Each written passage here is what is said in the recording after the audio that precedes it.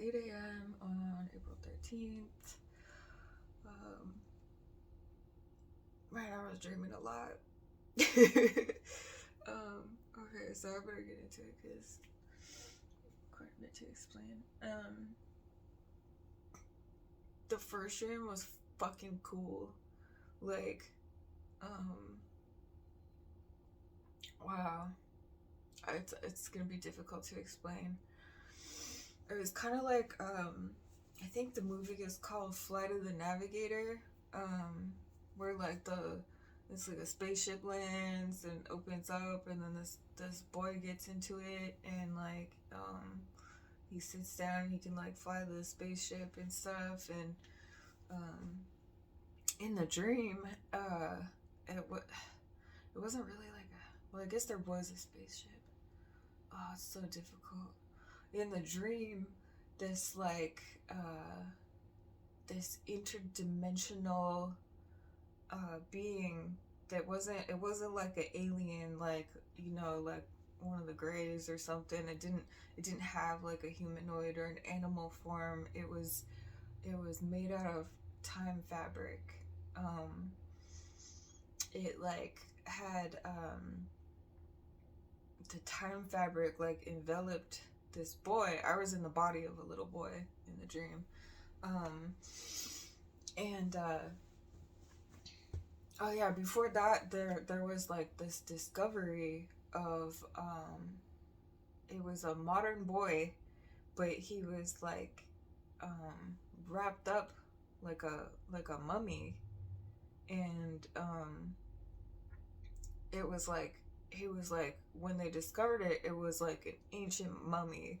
It was like thousands of years old, but the boy had like modern clothing on and like modern hair, and had like he was like a white boy with blonde hair, like a modern hairstyle and stuff. And so like the scientists were just totally stumped, like how it was possible.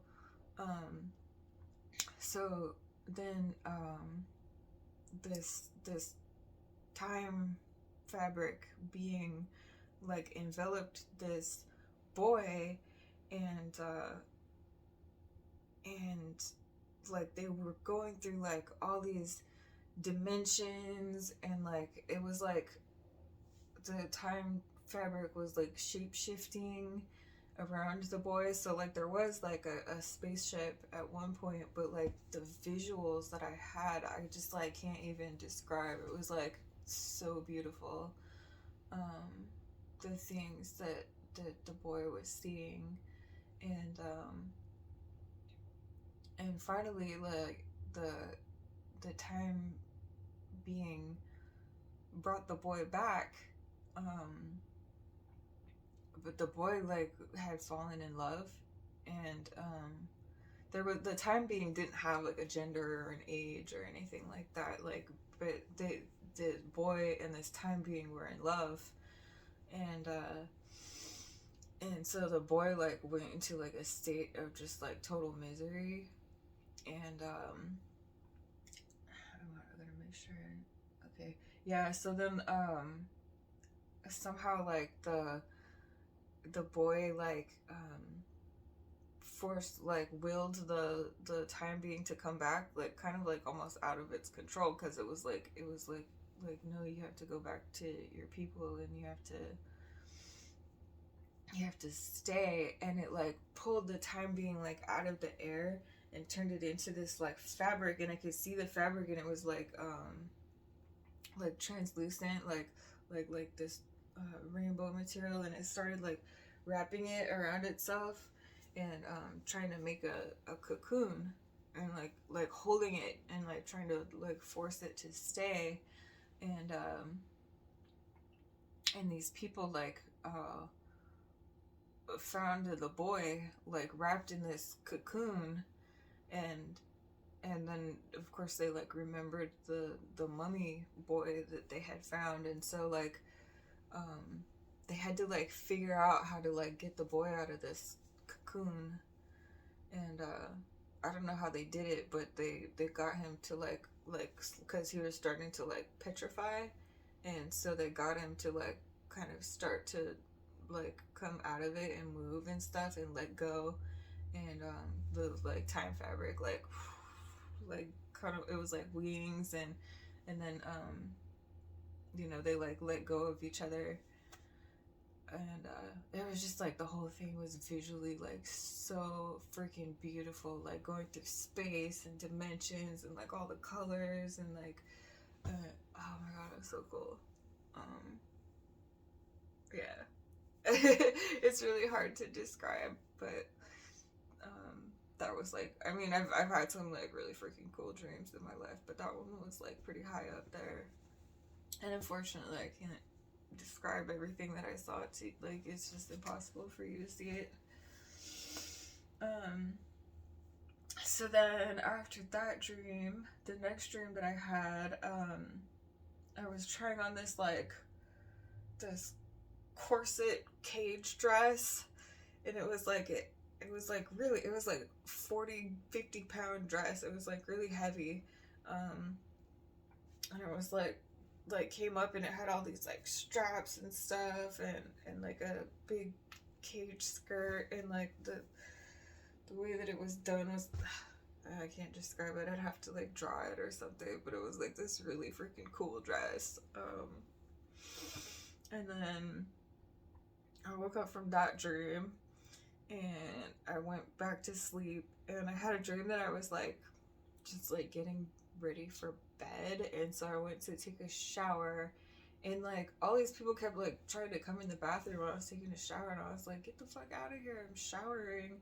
And then I don't know how to say his name. I've never like seen his show or anything. I've just seen like ads or like articles, like his Guy Fieri or something, but he's like a chef. He came in, and I was like, get out of here, I'm trying to shower. And he's like, no, I wanted to show you my tattoo. And I was like, I don't give a fuck about your tattoo, I'm trying to shower. And he's like, look, it's Death from Sandman. He's like trying to show me that he had a tattoo of, it was like the word death, and it had the character in it or whatever. And he's like, you remind me of her. And I was like, I don't care, get out of here, I'm trying to shower. So then I woke up from that dream. And then I had a dream that that I saw like this person's feet, and the feet were like, they had bat wings and like a bat ear on them, on each of them, like it was really weird. It looked cool. It was like an ear with a I don't know, because they didn't have normal feet. It was like a bat ear with a wing coming out of it instead of a foot, so their foot could like hear and fly. I woke up from that, and then I had another dream that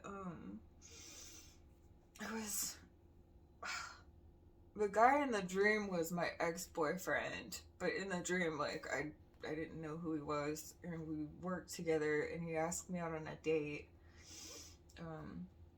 The ex-boyfriend, he ended up being a pedophile, like straight up. Like he left his inbox, his Facebook inbox open on my computer, and then like went and got into my shower, and I think he like wanted me to bust him to see if I would like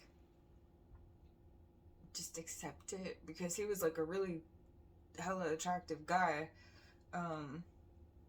But I saw in there that he was like writing to teenagers and like pressuring them. It was really gross. Like there was this one chick, I was rooting for her, because like she was just like, ew, gross, you're like an old man. She was like, I'm only 15 years old, and you're like an old man, because he was like in his mid-30s at the time. I was in my late 20s when I dated him. And he was like, whatever, you know you want it. And she was like, no, you're fucking gross. And she was like, I'm gonna tell my mom. And I was like, yes, tell your mom. Like, I hope this motherfucker gets busted. He was like a Freemason, and like all had all this respect in the military and stuff, and it did end up telling people, but nobody was gonna do anything because they thought that I was just like a bitter ex-girlfriend trying to get revenge on the hot guy that didn't want her, kind of thing. That's his game. How I get, anyways. It was him in the dream. And so we went camping, and he had this like huge tent, like it wasn't like a normal tent, it was like how would you describe it? It's like one of those, like, it's like a huge room with like the fancy roof and everything, and like the windows around, and I don't know, something that you would see at like a festival or something, that they would have like a store in somebody's shop, like a really big tent. And he had it all decorated. It had like fancy pillows and stuff like that, and he brought all this food, and like it seemed like it was gonna be really fun. And I was like really excited when we got there, like, wow, you really like hooked this up, this is cool.